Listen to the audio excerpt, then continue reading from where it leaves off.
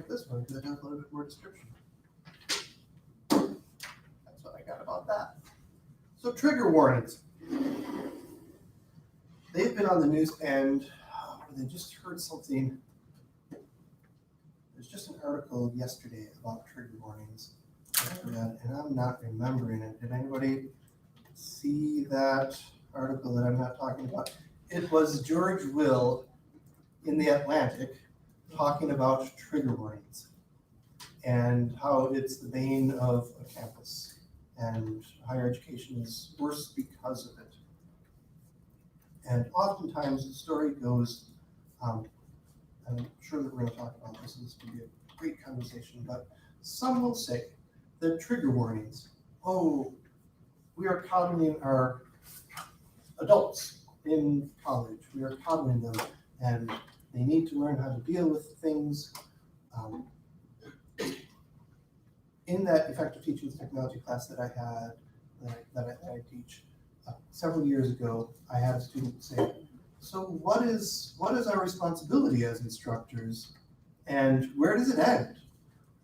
Do we have to guide them through their entire process? Do we have to coddle them? Do we have to, at what point can we say, just learn? It's up to you to learn. I'm not going to guide you along this whole way. I'm not going to look out for you.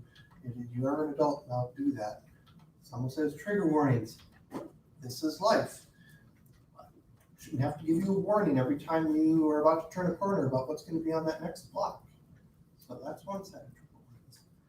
The other side of trigger warnings is trigger warnings. I had an instructor email me and say, she teaches, she's in nursing, she teaches some very controversial topics with victims of trauma. She calls them trauma warnings because many of the victims' trigger is actually a trigger because they've been shot or they've been seen somebody die in front of them from a gun wound. So to avoid that, she uses the word trauma warnings instead of trigger warnings. I had a Facebook, I asked my Facebook friends about these topics as well. A friend who said, yeah, my sister was in the shooting in Las Vegas, and she now avoids all crowds, and she avoids all open spaces, and she's going through therapy, and it's going to be years before she gets back because she saw people dropping around her.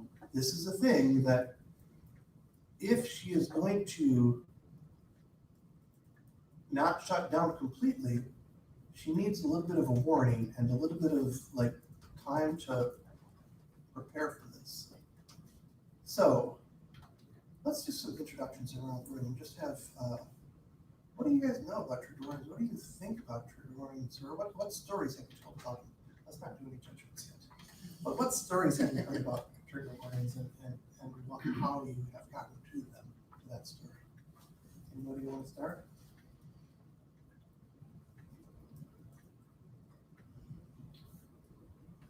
Hi, my name is Jeff. I teach in the Department of French and Italian. In terms of trigger warnings in language classes, the conversation has been broached once or twice amongst graduate students. But there wasn't really any steam behind that because no one was really able to articulate what a trigger warning would look like in a foreign language classroom. Perhaps as a sheer, pure ignorance in a good way that you've never confronted that as a student yourself. It wasn't until I came here to UW actually maybe 2 or 3 years ago that I first sort of came into the conversation of trigger warning. So in my entire, I guess, more formal academic experiences, I've never experienced a trigger warning as in a class. It came up in a course I taught for this past summer. It's part of the summer collegiate experience here on campus. The need for trigger warnings for students, and there was a big instructor conversation about how that would look like on the syllabus. So that I was sort of involved in some of those conversations, but it was towards the end of the summer semester when we really had that, so there was sort of no implementation. And one thing that I found out, and I was looking for it, and I sort of confirmed my suspicions again during this week, is that on the McBurney Center website, there are no at least advertised resources for students that have PTSD or that have experienced trauma. And I was sort of surprised that those types of learning accessibility resources weren't at least immediately available. I'm sure there were maybe some I just didn't see, but so that's sort of my long-winded introduction. Yeah, And let me just add, I want to capture, if you have questions, share them out here as well, and we'll capture them. So what does it look like in a French or in a foreign language curriculum? What would a trigger warning look like? Yeah. Hi, I'm Matt. I'm a professor in the computer science department, specifically in the hardware courses that we teach. Mostly I'm just here to learn. I guess this seems kind of like a foreign concept. Yeah. And for better or worse, maybe I'm naive, like you said. That's fine. It's either a very good or a very bad thing, depending on your point of view. Hi, I'm Rachel Schwartz. I'm a graduate student in the political science department where I teach courses on political violence, human rights. This summer I started redesigning a face-to-face course for an online interactive course on the comparative study of genocide. So I teach courses that are sort of minefields for content that is very sensitive and emotional and disturbing. And so I first started thinking about the question of trigger warnings in the context of thinking about this course on the study of the comparative study of genocide, which I was having a conversation with some colleagues who kind of said to me, well, why do you need trigger warnings? Isn't the title of the course a trigger warning? And a part of me was like, students take courses for all kinds of reasons, and I think we should make them responsible for knowing what kind of content they're going to be engaged in. We shouldn't assume that they take the title of the course as a trigger warning. So that's kind of how I've been starting to think about this issue. I'm also particularly concerned about how we deal with these issues in an online setting as I'm designing. What kind of discussion forums are necessary, what kind of statements on syllabi are necessary, what kinds of course assignments are necessary in order to confront some of these issues.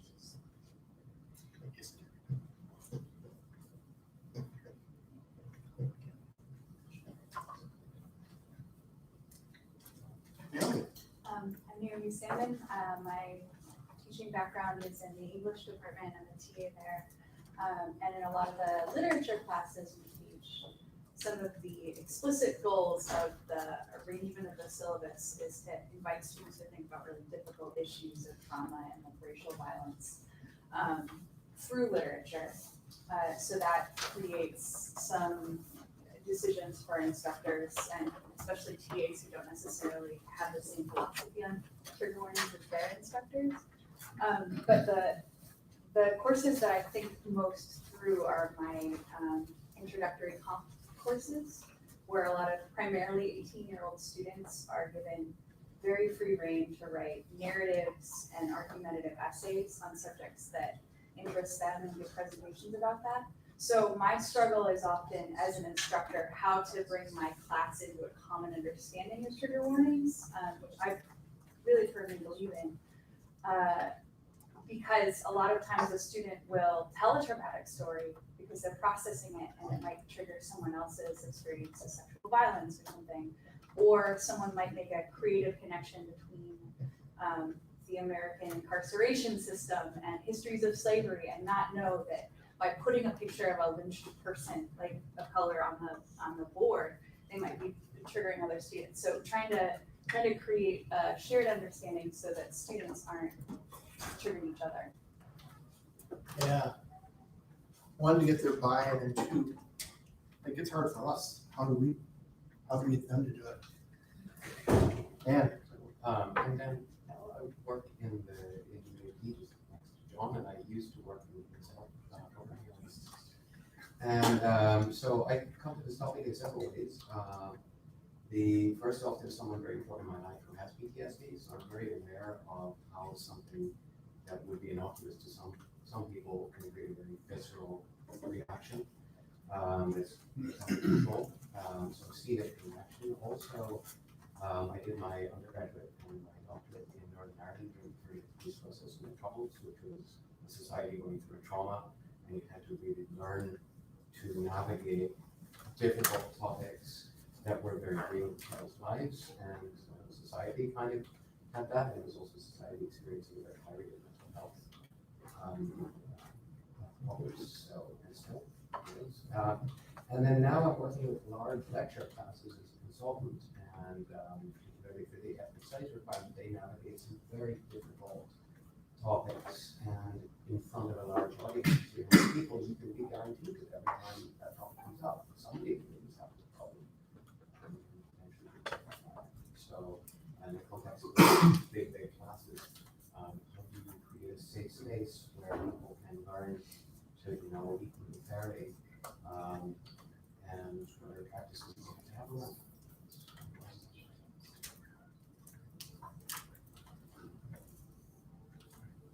Something about the power of shock too, right? Because in a large class, there's chances that you're not going to get buy-in from all the students. That someone is going to be, here's how to make my class memorable. Or, in fact, I remember hearing an anecdotal story about a professor who, in the middle of the lecture, stopped and banged on this huge pipe next to him, and it just reverberated, and everybody was like, "What the heck was that all about?"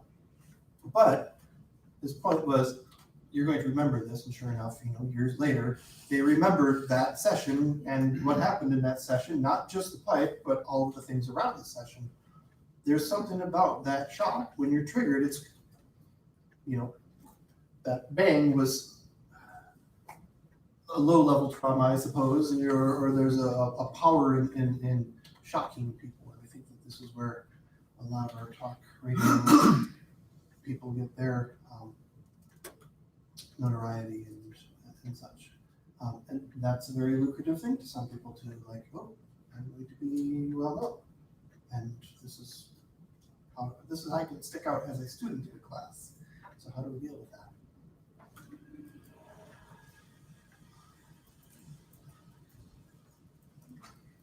Hi, my name is Kate. I teach ethics within the School of Pharmacy. And so this is my second year of teaching. I actually was completely unfamiliar with the terminology trigger warnings, but when I read more about it, I discovered that we were actually doing something very similar to that. One of the activities we have students do is they have to come up with an ethical dilemma they had in their own life, and they actually discuss it with their peers, and they sort of analyze it as a group to gain more perspective.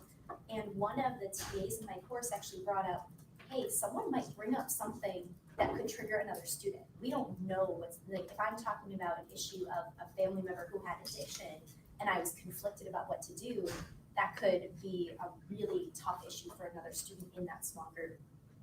So we decided to put up, to let students know, first of all, you have to be comfortable sharing this story with others. Others need to know you could be sharing topics that might be very sensitive to you. And then we put up some resources both before and after the session, so that students know they have something to turn to. But we didn't know that this was the term to use, but it turns out we were doing that all along. And we didn't get any concerns from students, but I think that created a safer space for those discussions than probably what happened in previous years. And I think it's a fairly recent term. I want to say like 2015, before 2015, the term trigger warning, I don't remember hearing anything about, but it was just 3 years ago, I guess, that I first heard about it. And as I started to put together things for the activity sheet, that's when I started to see, oh, the research doesn't go back before 2015-ish, at least not with that term. Now, the idea of people having past trauma, I mean, PTSD goes back quite a ways. At least, I won't say the Vietnam War. First World War was, okay. But yeah, almost always related to wars. And then more recently with things like rape and sexual abuse and other sorts of trauma, which is, it's always been around, but now we're hearing more and more about it. And so the awareness of that people in our lives have trauma, and we may innocently trigger that. Now, does knowing that make it our responsibility to do so? And to what measures do we need to do to take care of those around us. My name's Abby. I'm a graduate student in sociology. One thing that I don't think we've talked about yet, but that I'm interested in is how do we actually teach our students how to use trigger warnings? And so that can be to protect other students that they're working with, or it can be for TAs and instructors as well. If you teach a course where there is sensitive subject matter and the students are writing papers or blog posts or something about that, it's a very real opportunity that other students in reading posts or the instructor in reading posts is going to feel that trigger. So I wonder how we model this behavior for students or model these trigger warnings, and to what extent we expect students to then be able to do that as well. So just to maybe play devil's advocate for that a bit, and I know at least you and a couple others have some thoughts on this. Almost all of my students are international students, predominantly Asian males, although occasionally there's some Asian females or non-Asians in the course. Is it practical to know how something's going to trigger everyone in such a class? Like, it seems like it's going to be very difficult for me to know, okay, the Indians in the classroom are going to be triggered by this, and the Chinese by this, and the Koreans by this, and the Japanese by this, and the Americans by this, and so on and so forth. It seems like that's going to be eventually you're just going to have a list, miles long, and it's going to be very difficult to keep track of that. Well, more what I'm wondering about is letting the students do this for themselves. How can they learn what trigger warnings are, and how can they start to implement that in things that they say and in things that they write and things like that. So it's I'm kind of wondering about a model where we take all of the we take some of the responsibility from the instructor and put some of that responsibility on the students. I mean, I agree with you 100%, and I share that perspective in the sense that it is impossible. I mean, there's an infinite number of case scenarios and possibilities that could trigger, but there's, I think, two things that you have to talk about. The first is that the academic experience is a curated environment. You create your classroom. So the texts that you select come with your own choice. You're responsible for that choice. The second thing is I just sort of resist the label, and I hate to say this, but I resist the term or the label for trigger warning, because I think we're talking about two different things. First is that people that have visceral responses because of past trauma, and then secondly, people who have just confronted their own ignorance in a situation, and I don't want to say feel ashamed or embarrassed, but they're like, oh shit, racial violence does exist. Like, I didn't know that, and now I've been affected by that, and that's a good thing. I think that type of confrontation is worthwhile. At the same time, the visceral response of, reading an unexpected scene of racial violence, as just one example of 1,000, can be problematic. So for me, yes, how do you predict everything? But students are, I don't know. I think that there's an element of vulnerability there, right? I don't know what's going to trigger the 1,000 people that I interact with. And I'm in an academic environment where since grad school, I've been taught I need to know all of the answers. I need to be in charge of the classroom. I am the person of authority here in a traditional model of higher education. So I need to know all the answers. And if there's an area where I don't know all the answers, well, let's not just even go there. Let's just ignore it, pretend it doesn't exist, and redirect and talk about what I am an authority in. And I think that opening ourselves up to that level of vulnerability of, oh shit, this does exist, is like followed by, and I don't know what to do about it. And it's part of, from a literature standpoint, it's the beauty of literature is you're able to confront that. And you don't want, and I think there's a certain element of you spoiling the actual piece of art itself by saying, here's a list of everything that happens. So when you turn the page and you have that confrontation, I think there's some value to that in a material sense, but. Nearly than Dan. I think there's a utility of bringing students into that conversation, and I think that you can avoid some of the concerns that both Matt and Jeff raised about this by doing something that we already talked about as good practice, which is circulating both anonymous and named student surveys and getting more feedback, right? pass around, like, what do you need me to know, both anonymously and in a named context.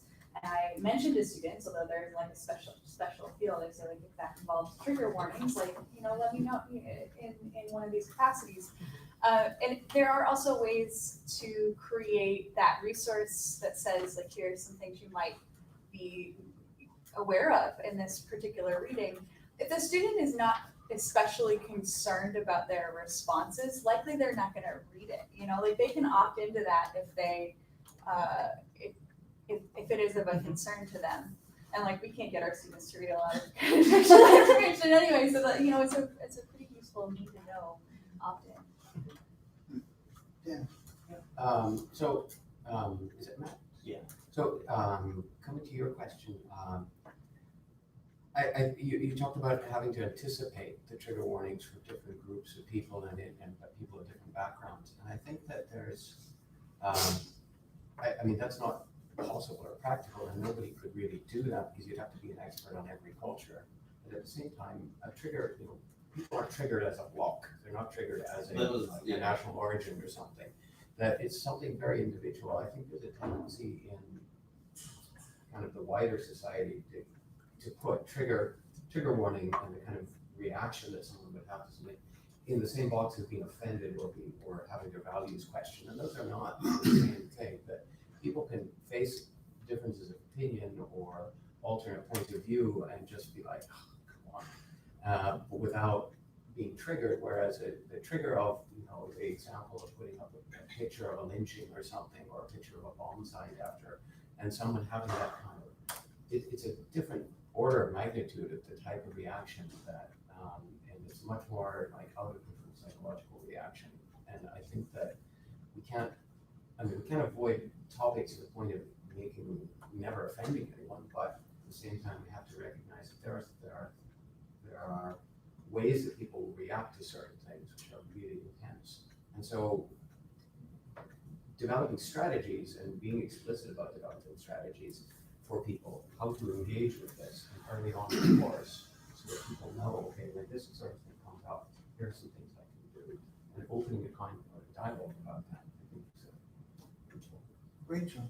Yeah, so just building on Dan's point, and I think speaking to some of what Jeff said earlier, I think it's important to draw this distinction between content that is going to trigger a traumatic response for someone and content that makes someone uncomfortable, ideas that make people uncomfortable. But another thing that I've found in my teaching is that it's helpful to actually go beyond trigger warnings and articulate intention. So like, why are you showing sensitive content or making students read materials that might It's an appropriate laughter, it's not. Yeah, no problem. And so I have found that to be particularly effective. I'm not just showing you this gratuitous image from genocide in the former Yugoslavia. I am actually, like, I want you to get something out of this, and this is what I want you to get out of this. Or this is the question I want you to ask yourself. I'm sorry, last night my daughter told me she was in a high school class, senior class, and the teacher was showing a video of a dog that had mango worms or something. Whatever it was, my daughter was like grossed out. It was this disgusting parasitic thing was sort of jumping out of the skin of this dog. And she was like, nasty. And I said, oh, that's horrible. I said, it's like, what class was that? And she said, that was my sign language class. Like, what was the connection? She says, oh, I don't know. The teacher just thought it was cool. He just wanted to gross us out. Yeah, That's the but why are you doing this? Yeah. Is there an applicable use? Yeah, that's Bang me on the pipe. right. And she will never forget. Yeah, and I was reading the Vox article that's listed here, and so they talk about the op-ed written by some students from Columbia about having to read Ovid's Metamorphoses, and the quote from that, I'll read it really quickly just so I can explain myself. So the quote from the op-ed says, as a survivor of sexual assault, the student described being triggered while reading some detailed accounts of rape throughout the work. However, the student said her professor focused on the beauty of the language and the splendor of the imagery when lecturing on the text. As a result, the student completely disengaged from the class discussion. as a means of self-preservation, she did not feel safe in the class. And so there you have a very clear mismatch between the content of the course and the intention behind what the instructor wanted, what the instructor wanted the student to gain from it, and that student's personal experience that I think speaks to this need to clearly articulate why we are asking students to engage with this. I mean, in that situation, I think it's even worse because it seems like the qualification of the language of sexual violence. Right. That's, Right. yeah. Not great. I thought you were saying that the instructor had obviously assigned it in which there is multiple scenes of sexual violence, but sort of avoided that and talked about the beauty of everything else. Yeah, no, that's what I meant though, that it Oh, I wasn't thought just you meant that. the beauty of the language of the scene of sexual violence. Yeah, Okay. but I think the quote implies that it wasn't, it was a triggering text. Oh, yeah. But then when the sort of intention behind it was expressed, it was totally, it sort of exacerbated the sense of isolation and trauma and insecurity that that student felt. Lolita is another example. Beautiful language, but the subtext. And if you ignore the subtext, or you glorify the language of the subtext, there's, I don't know. So I'm How did you Angela. guys find that? So I teach a lab, biochemistry lab class, so like triggers aren't something I like have to deal with really, but I kind of think of it in more of the context of, maybe for me personally, so I use the term guys a lot because I grew up in the 80s and 90s and guys just means a group of people, but like lately it's something I've been trying to work on to try to avoid because, I don't know, that might maybe not trigger someone so much, but be offensive if, because I'll say criminals because it's a word that I use colloquially, but I think in general, thinking about trigger warnings or thinking about the language you're using in a classroom is really sort of about empathy more than like what is everyone's possible response. And so I try to think about, how to model just empathy and like caring about your fellow classmates. And if something does come up, being open to discussion, even if it's just someone who come to my office hours or send an email to say like, hey, I'm struggling with something. And so I don't know if that helps at all with thinking about this.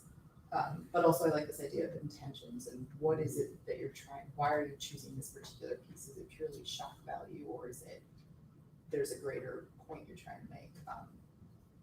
But yeah, that's just something. Yeah. I think that's such a, sort of your two comments, Rachel and Angela, are so important to me in thinking about my responsibility to students is a two-way, bi-directional thing. I'm not just sort of feeding them knowledge. But I think a lot too about the pushback in people who say, these are special snowflakes that you're coddling, all of this politicized rhetoric. One of the tensions that arises there is on the follow through of if you say to a student, this content may provoke a traumatic response in some students, what is your responsibility to those students who might need to exempt themselves from a conversation about sexual violence? I've been in a classroom where someone was not expecting a description of violence against a child. And this person was unprepared and had to leave. And having confronted that, if the professor had given trigger warnings, the professor would also have had to be responsible to saying, maybe you are not going to be penalized for this, or maybe you are. That is a decision that professors don't confront if they also don't think about what it is that they're creating in a classroom. So I just 1 second before you get into that. I'm thinking of there's a bigger structure here. And I had a class with Gloria Latz and Billings on critical race and things like that. And white, very privileged male, overly educated.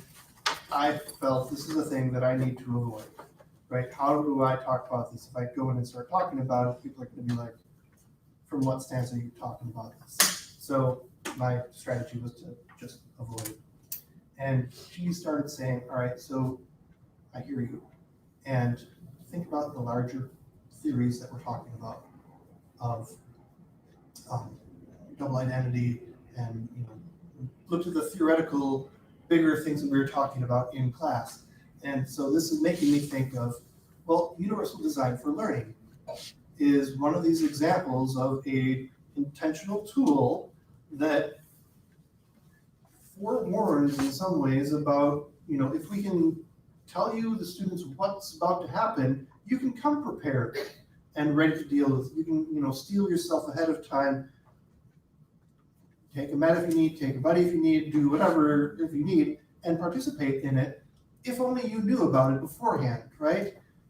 So can we do that? Because we can't know, to Matt's point, what will trigger everybody, just as we can't know the multiple means of engaging, what will engage all of our students, what is the best way to represent material to all the students, what is the best way for all of our students to express what they know, but can we come up with at least 2 or 3 ways? Can we do even a small little warning to be able to capture some of that or mitigate some of that? And the parallels with universal design for learning now are to me really starting to congeal. Dan? Just on what you're saying, in a practical advice that I gave to someone once, it was put up the, what you're going to do today on the first slide as they walk into the room, so that they have 30 minutes to steel themselves up to knowing that there's going to be that video. That they walk in, they say, okay, we're going to cover this. They already knew what the topic was going to be, and they list that there's going to be these things happening approximately then, and they can engage their own strategies, because anyone who has something like PTSD has developed personal strategy. Yeah. And the other thing that I think is really important, and what Naomi was saying, is that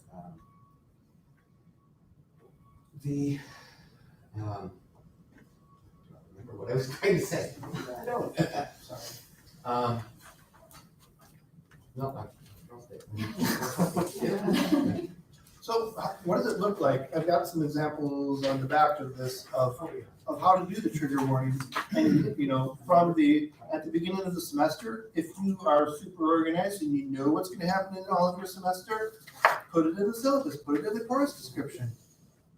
If things will arise in class because, September 11, 2011 or 2001, 3? Yes, 18 years ago, 17 years ago. There was, nobody knew that was going to happen, and that affected everybody's courses for the day. What kind of a trigger warning you can't put that in the syllabus, otherwise you'd be arrested because you knew about it ahead of time. You didn't tell me.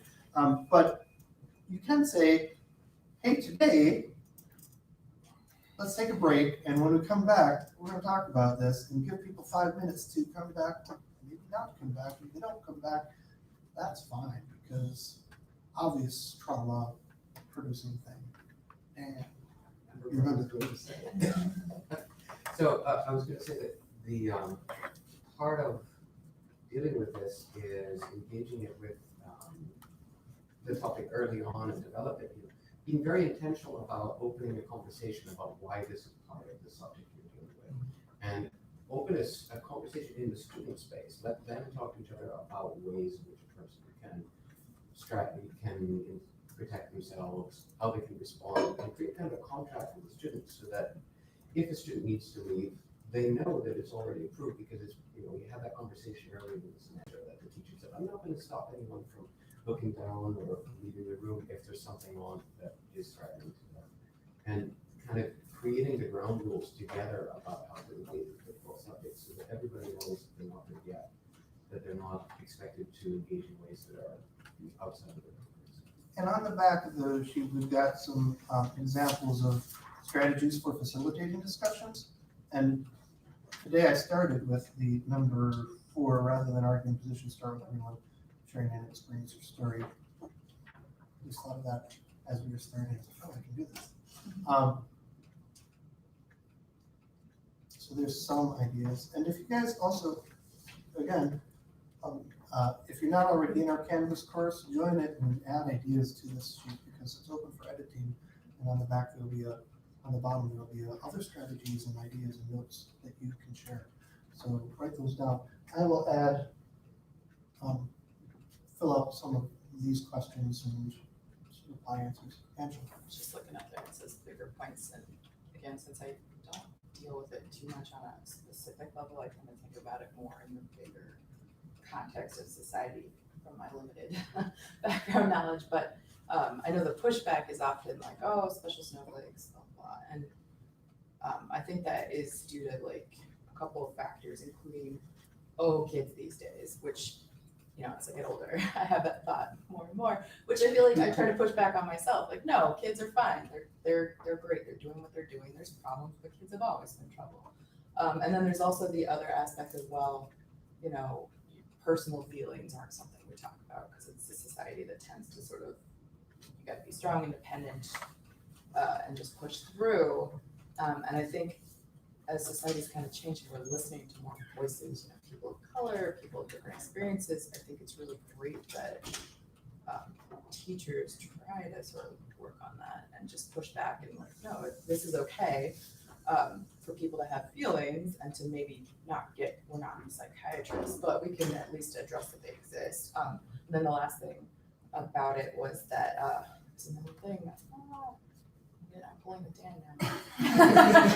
I want that to be a phrase. To mail it out The thing I think there. we've talked about, it's come up a couple of times, this idea that our students are like, they're grown-ups now, they should be able to handle it. And you know, as a scientist, your brain doesn't stop developing until you're about 25, and even then, we're probably not fully adult at any point.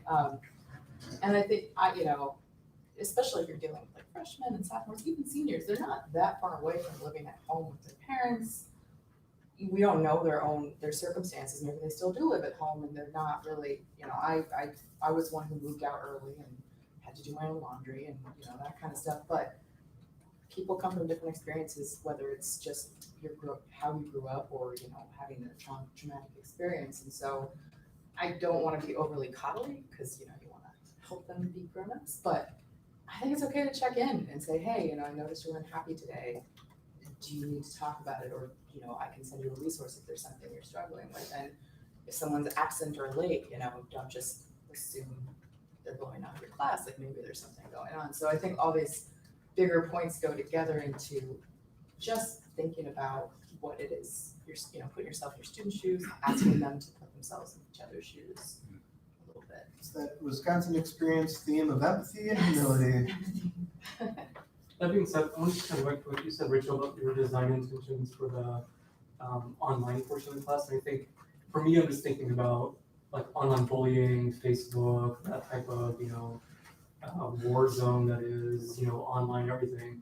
How do you envision, I guess, developing, it's a big question, but how do you envision developing sustaining empathy on an online discussion forum between students in the Twitter, Facebook, Instagram shaming age? Yeah, so this is a big question for me that I'm still working on, and that I was actually hoping to get your feedback on. But I have a couple sort of strategies that I have in mind. So the first is I tend to, with all these courses that deal with sort of sensitive content, so on the back it talks about the number 100 examples of trigger warnings, blanket warnings, and so I tend to issue that, and then also sort of tell students that if they want more personalized trigger warnings for any reason, they should come and talk to me. So usually that conversation about sort of more personalized issues takes place in office hours. So what does that look like in an online setting?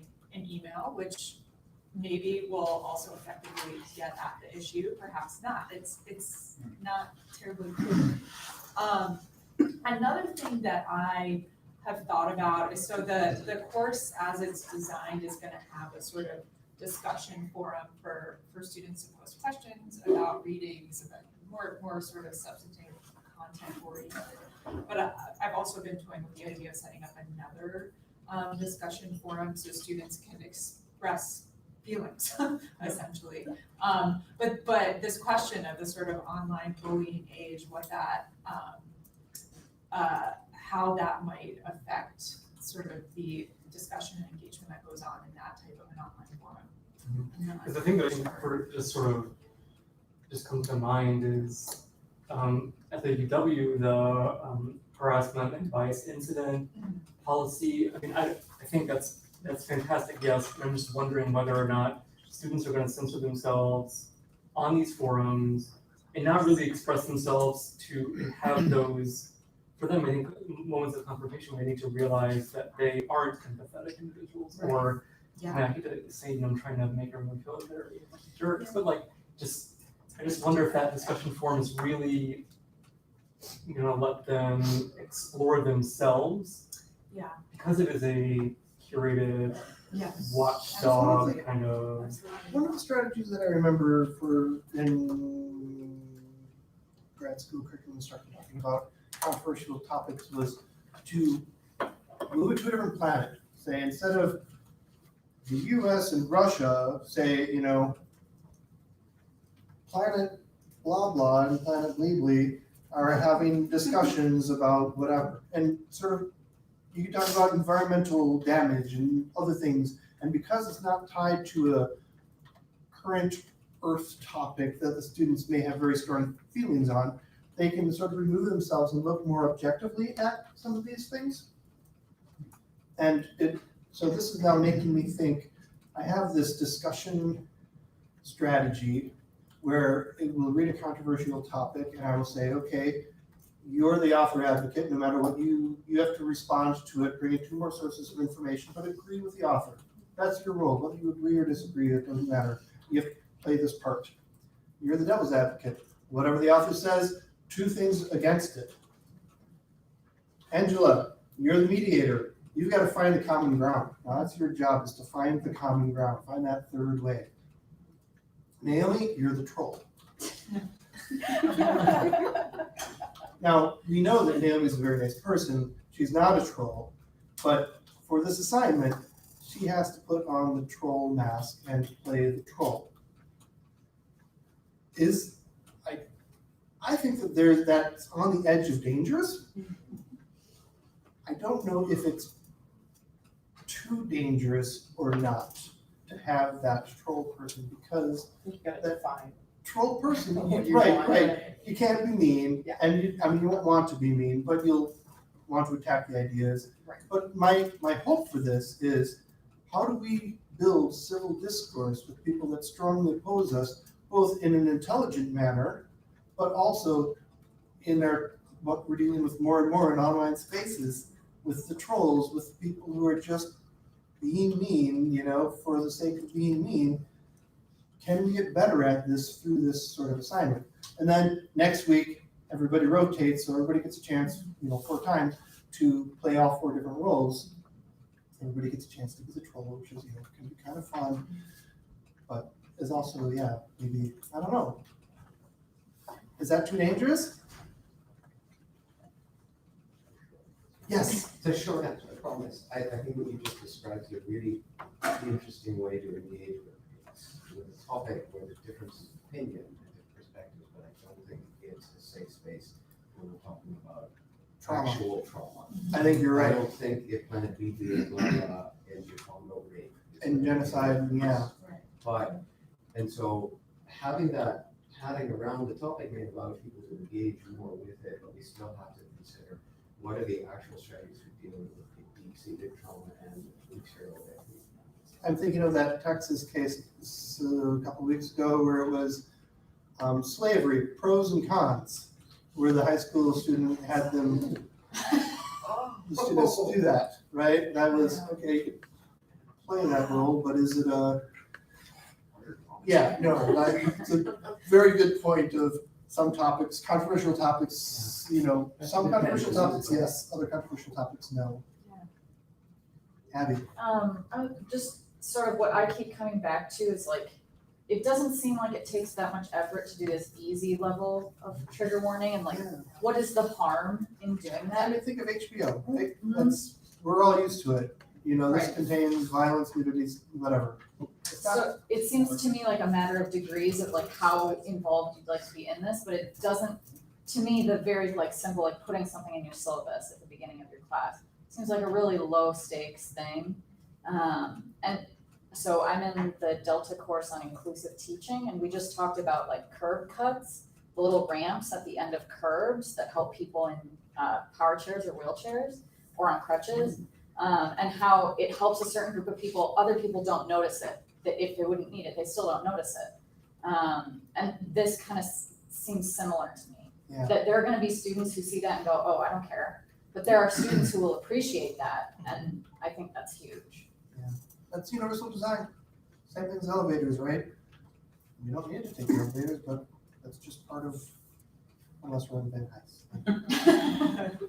You know, But as kind of like a counterpart to universal design, for some students, seeing accommodations made for other people forces them to confront the idea that like equity and superficial equality are not the same, and that is a kind of like a politicized and sometimes highly charged concept in an environment where students think everyone has to be quote unquote on the same playing field for their grades to be fair.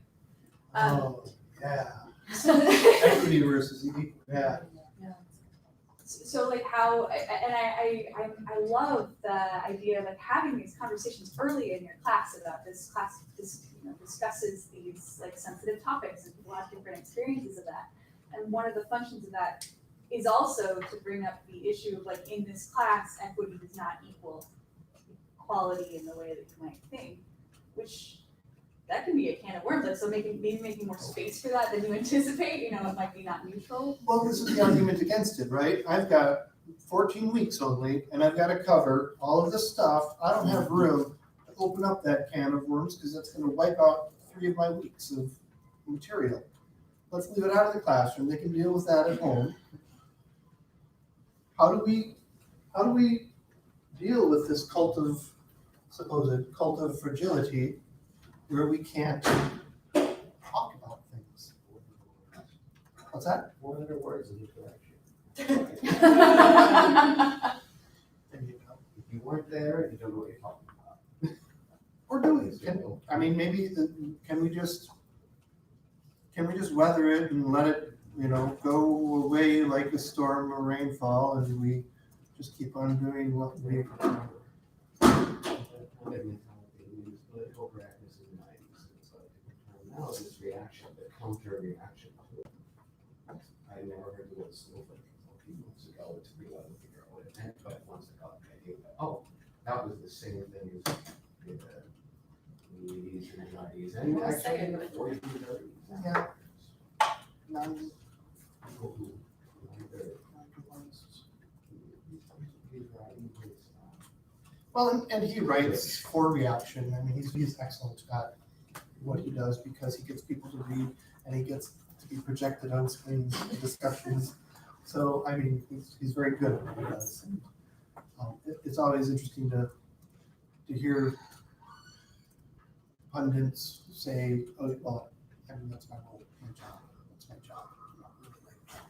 But, Just one, in terms of like making time for it, I think if you see it as something valuable and part of your maybe secret course objectives, like empathy is one of my secret course objectives, obviously, but one of my course objectives is collaboration. Like that is a thing that you have to do in science and other parts of life, but if you see, like if trigger warnings are something that's gonna come up in your class or sensitive material and you say like, this dealing with that topic is part of my course, then it's not making room for it. It's, oh, this needs to be there. It's part of the course content. It's Kids reframing need it. to learn, students need to learn empathy sometimes too. So that's Yeah. part of it. And that's a really great point. If part of your disciplinary goals are to increase the discipline, that means that someday they're going to be adults in the discipline, they're going to be members of the discipline, they're going to have to communicate with other people. That means that they're going to have to communicate with people who disagree with them. They're going to have to be sensitive to those other people so they don't push them away or shut them down. So it's all part of the goal of being a nice human, right? which we want. Those are the people that we want to work with in our disciplines. And so. I'm just wondering, we talked a lot about good practices in relation to this, and I'm wondering if we there's a lot of conversation about bad practices. What are the things that instructors could do really wrong? All right. Way to invigorate. I would say if there is a major murder case in the state of Wisconsin, don't bring that up as a random topic in front of a classroom of Wisconsin students, because someone in the room is probably related to or knows someone in that case. My neighbor was a Don't lawyer. do that. Yes. Yes. So don't just bring up fun current topics that is not The related that you CW have no case. intention to, because you get a Which really became famous. thanks to huge that. reaction. Or mango worms. Yes. Yeah. Or was that? Oh. So it's all about the intentionality. What is my purpose in this? I'm not familiar with that. We've also not It's in ignored Waukesha. topics. I had I'm professors from read Waukesha, your now it's process even more in the embarrassing. article in our brown bag, and one person said, I just don't talk about gender at all in a psychology class because people take issue and are triggered, and they use this language, are triggered by talking about gender at all, in entirety. Not just like gender differences, kind of perspectives on gender, that they just don't address anything related to it. I don't think that's good. Is that a raised hand? Just a raise hand, just, I was gonna ask, in a broader sense, I'll put up here, but is there an application of faculty, if you have TAs running parts of your course, is there a chance for you to just say, you know, I teach the lecture, but a lot of the individual contact goes on in smaller groups of TAs, and I have not prepared the TAs. I'm responsible, but I haven't taken the time to read and decide. I know that's a bad practice. Yeah. Make sure you- I'm staying out of the TA's classroom, so I'm gonna let them deal with talking about gender. I'll just be up here doing the As a lecture. relation to that, the zoology department a couple years ago actually hired someone to work on, to like start training their TAs to figure out ethics or, racial differences and just like really think about what's going on in their classroom, because they've gotten feedback from students, like, especially students of color, that like, I feel alone, and so they actually hired someone to work on that, which is. I think how cool it would be if that were actually down to the undergraduate level. Yeah. Or high school level or grade, I mean, this should be built into curriculum from day zero. Sort of piggybacking on Angela's point, I think a bad practice is kind of creating this image of your students in your head and creating an image of those students as like straight white men who've never had any traumatic experience, which I think some syllabi are written for and some classroom discussions are pitched to. So expanding beyond that very problematic idea of your audience. I mean, I don't know if this is necessarily a bad practice so much as just one that maybe needs a little more thought.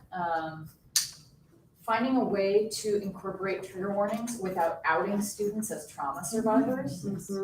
So not saying, we're about to talk about, you know, this sensitive material, anyone who would be triggered by this, please get up and leave the room. I mean, I think that's a huge concern with this. And that's also a challenge with these personalized trigger warnings, right? Like, and that's why I think it's good that the anonymous versus anonymous and not anonymous types of surveys are. That actually happened to me in a jury selection, that they're like, we're gonna talk about, sexual assault. So if you have an issue with that, you can just leave. Like, all right, so you're asking sexual assault victims to now identify themselves to a room of strangers, and well, I mean, thank you for the opportunity, but there's a better way to do Right. that. Or to the strength of an online course. Right. So I'd forgotten, we brought this up before, we kind of went off in a different direction, but you were talking about kind of forums for discussion regardless of whether they're online or not. So I've not yet taught, but I've TA'd courses where we had online students and in-class students. And what I would do for my office hours is I would do them all on Skype. So that if the online students wanted, or of course they wanted to, but so they didn't feel like they were being discriminated against, right? There was an equal opportunity for them to get help. And in that case, it ended up working really well, partially because it turns out students want your office hours to be at like 9 p.m. at night. Which is a separate thing. But the other thing is, so we use Piazza, which if you don't know, that's fine, but it's a platform for discussion in courses where like everybody can see what everybody says. And I used to make it so you could be fully anonymous, but what I found is that kind of fed people's trolling instincts. So, and that was really bad. Like when I was a TA for a course, there was people who would use it to criticize the instructor, basically, who was a woman teaching a classroom full of Asian and white men, mostly. And so it caused a lot of drama because, there was no consequence. We had no idea what was posting. So the thing that I learned from that, early on, I talked about this before, but it was, they can be anonymous to each other, but they can't be anonymous to the staff. So whenever they post now, it says anonymous and then anonymous to students, and then in parentheses, Joe Schmo or whoever. Which helped with that, because even if they're gonna be kind of jerks to each other, there's someone who has the ability to track down on them. And it doesn't solve everything, like Jeff was saying, on Facebook, people say terrible things. What's their Some name level of attached, monitoring so- is nice. And to your first point about the office hours, the Teaching Academy has a thing called youth class where they talk to the undergraduates, and one of their first ones was about office hours. And the students talked about how office hours are scary because you're walking into this professor's office and they've got this big desk and all these books on the wall, and you're sort of in this position of submission in many ways. There's It's power. not comfortable for them. Skype, they can be in their pajamas at home in a safe place with their cat on their lap, for the, what are those things called, the therapy cat, yeah. And now I'm better prepared to talk to this scary instructor who's published all these things and knows everything about everything, and I'm failing them in their class. Dan, you were gonna talk. Unless someone wants to follow up. I don't know. I find most students are pretty fearless. They don't care. They don't care how prestigious, your publications or whatever are. They'll pretty much say whatever they want. So maybe your students and my students are very different, but There's a difference between office hours, door open, door closed, and where you are and how many people are around. And Yeah. There's it can be I know I had a colleague who was very proud of the fact that students would come for several hours to office hours. But if you talk to the students afterwards, they were terrified to leave. Because they thought their brain would go because they had to be there to hear what that person had to say, and that person thought that was great that these students were engaging, but in fact, it was a total power dynamic and fear.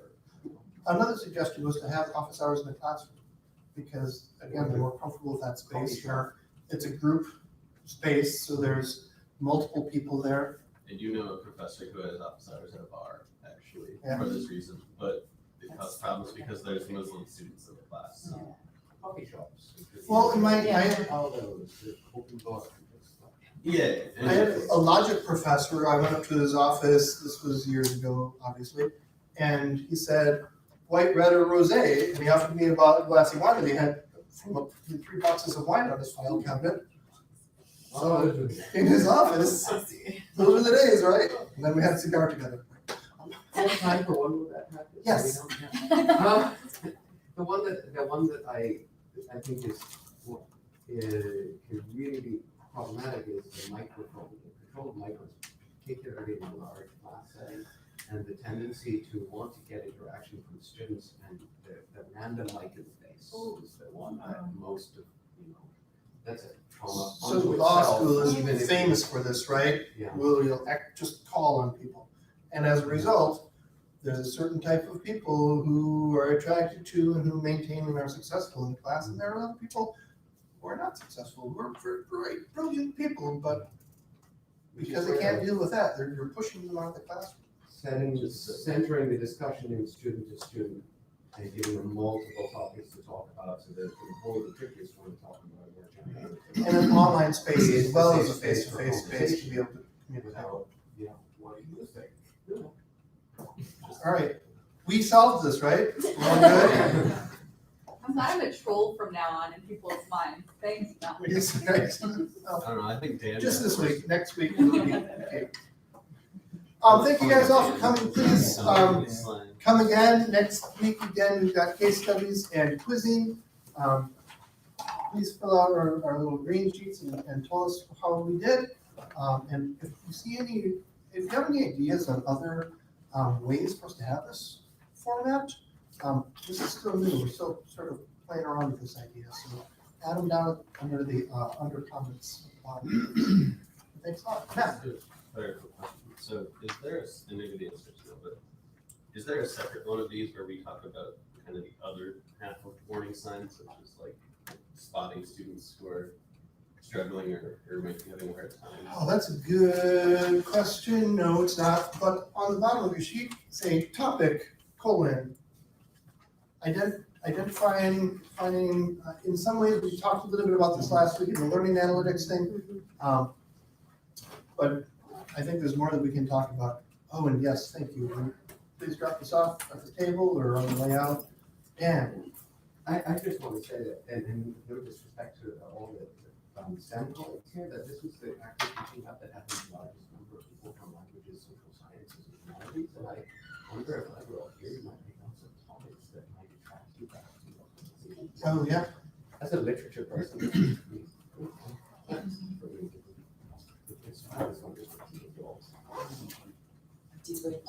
Thank you.